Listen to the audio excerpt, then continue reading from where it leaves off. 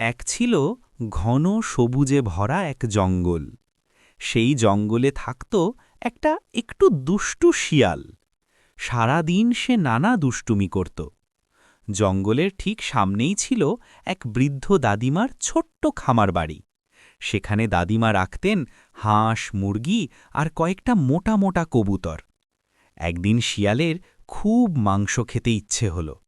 পেটে ঢং ঢং শব্দ বেজে উঠল যেন বাজে সিরিয়ালের মতো।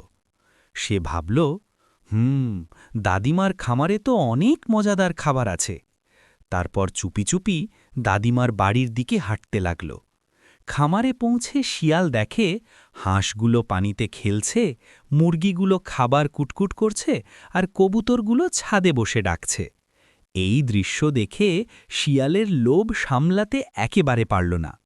কিন্তু ঠিক তখনই দাদিমা দরজা খুলে বললেন, ওরে দুষ্টু, আমার পাখিদের দিকে চোখ তুলবি না।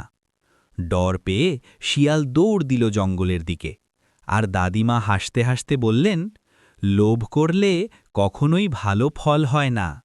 সেই দিন থেকে শিয়াল বুঝল, কারো ক্ষতি করে সুখ পাওয়া যায় না।